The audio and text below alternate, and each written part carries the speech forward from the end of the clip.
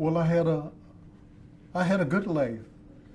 Just like any other kid, we wasn't aware of segregation. We just know we supposed to drink out of certain pumps. We wasn't supposed to do this.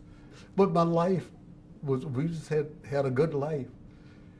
Like any other teenager, we played basketball. But I'll tell you one thing that happened that changed my whole thought pattern.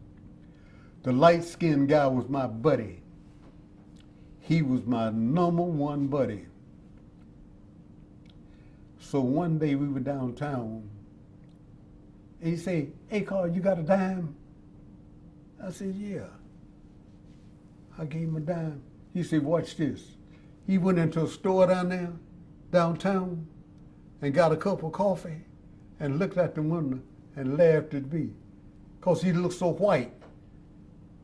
He laughed at me. And I said to myself, I say, here this nigga can buy more with a borrowed dime than I could with $10,000. If I went in there, he'd try to lynch me. But as time went on, I did go in there alone, you know. When they did what they did in Greensboro, I said they've done something that I wanted to do all my life but didn't have the nerve to do it. Now 4 great men have done this, and I'm going to support them. I'm going to support them and put my life on the line. And my mother and my grandmother said, well, think it over another day. Please don't go down there and do that. Promise me you will think it over another day. So I told them, I'll think it over. I said, I don't know whether it'll be another day or not, but I will think it over. And all during the night, I could hear them in their bedroom mumbling, Mama, do you think he's gonna do that? Oh Lord, Mama, they gonna kill him. If you just look how they're treating the men in Greensboro, they're gonna kill him if he goes in there and do that. Please don't go down there and do that. I said, well, I'll think about it. And I did think about it, but I knew what I was gonna do.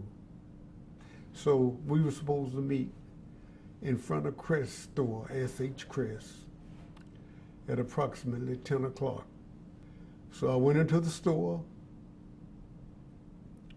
I observed the people eating and laughing and talking, and I made 2 purchases to show that I was a bona fide customer in SH Kress. And when a seat became available, I eased in and sat down. Everything just came to a standstill. All the people that were in Kress's stopped and started looking to see who this nigger was. And the nigger was me. And as they looked and saw me, it was just a hush that went over the whole store. And the waitress came over to me and she says, sir, we don't serve Negroes here. There's a counter in the back that you can go to, and we will gladly serve you there. I said, I know this is where I wanted to be, and I know the circumstances, and I came here in support of the 4 men who sat down in Greensboro. And the store was in a great amount of confusion. At that time, people were coming around and looking at me like I was some type of animal, just peering at me. One says, have you ever been this close to a nigger before? He said, yeah, I was this close to a nigger before. And we took him out and lynched him. So that's what we did for him. And we gonna lynch this nigga today. This town will be called Lynchville, North Carolina, because we're gonna lynch this nigga today. Do you understand that, nigga? Do you understand it? I didn't shake my head. I just sat there. Nigga, do you understand that this day you're going to die? This is your dying day. That's the way you're going to die today, you know? And I felt the spittle on each side of my face. And lo and behold, as time passed on, people were shouting, nigger, nigger, nigger, go home. I looked up, and there were two black men in bibbed overalls. And those two black men came and nudged between these two fat white guys. I was glad to see them, and they were tough. This is, Mister, these two crackers starting some shit with you. They said, that's why we came, because we gonna mop up the floor with their white cracker ass. You understand what I mean?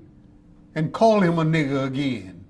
We gonna mop up the floor. I said, brother, please don't do this. I said, you will set us back 100 years. I said, if any violence starts, don't let it be on our part. And while they were talking to me, the two white guys, because the black guys were nudging on each side of me, and the white guys just eased out of the store. With all that hollering and shouting and going on, I didn't see one policeman in uniform, or didn't see one man that I thought was a policeman in there. And about this time, well, I'd been there hours. I asked a girl, one of the waitresses, my mouth had gotten dry, and I asked her for a drink of water, and she just fluffed me off and went on around the counter and do what she was doing. And then another white waitress came up and brought me a cup of water and set it there before me. And I drank the water. They sent for her to come back into the kitchen area where they were mixing the food, making. I never saw her again. I think it was, I don't know, 7, 8 hours.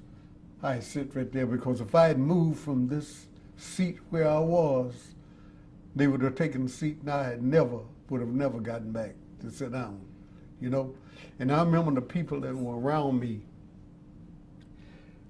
had food that had been served them, and they took I heard the guy do this in his plate, and push it back on the counter, you know, like he spit in the plate. And people just got up and started leaving all around.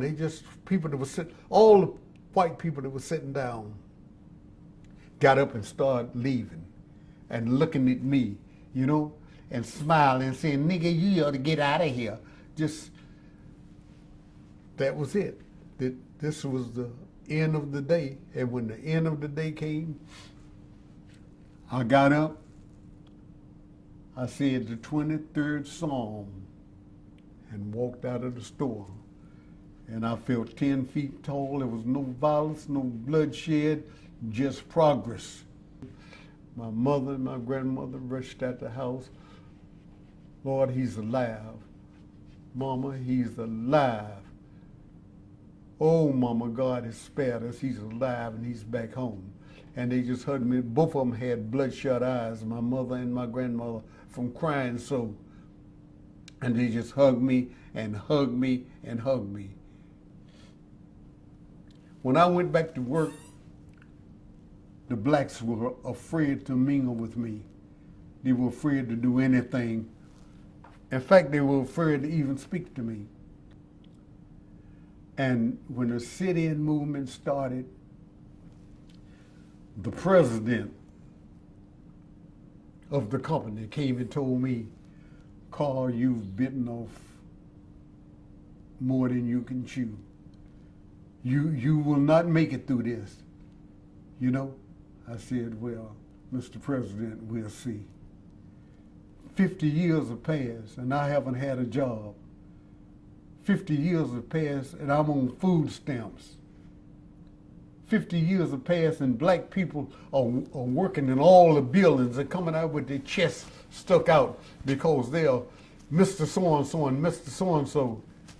And they wouldn't be there doing that if I hadn't come down here and ate the bitter dirt for them to do it.